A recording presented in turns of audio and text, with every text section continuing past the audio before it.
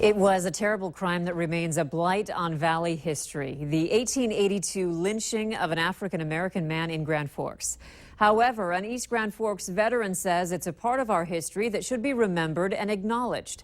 Valley News Team's Neil Carlson shows us how, after years of persistence, Richard Rybacky's goal of a memorial to the incident may soon become a reality. Only the main support of a railroad bridge that used to cross the Red River at downtown Grand Forks remains. But an ugly piece of its history is still documented in an 1882 photograph. African-American Charles Thurber was hung from the bridge by a lynch mob. He was accused of raping two white women.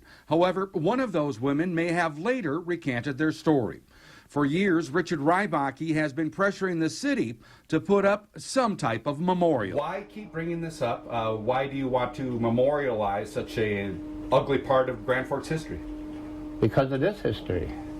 And history, everybody should have a right to know what happened. Kind of all here in the vein of those who don't learn history are doomed to repeat it? Yes, that is true. That is true. Way back in February of 1997, the city did allocate $500 for a Charles Thurber memorial here. However, that plan was washed away by the flood of '97 and the confusion that followed.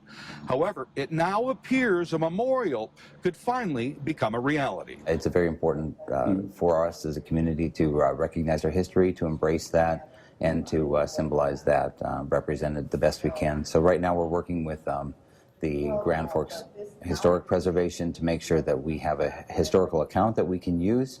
We're looking at a potential of a plaque. A plaque that could be similar to others here that line the trails along the river and explain the area's history. Over in downtown Duluth, another lynch mob hung 3 African-American men back in 1920.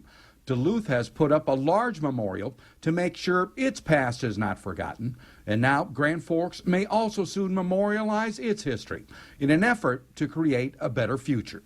In Grand Forks, Neil Carlson, Valley News Live. Pete Haga says they don't have an exact time yet of when that memorial to Charles Thurber will be built. However, he says he's confident it will happen. If you'd like to learn more about the Grand Forks incident, visit the Special Collections Department at UND's library. We also have an online link to extensive information regarding the Duluth incident. Just go to valleynewslive.com and click on this story.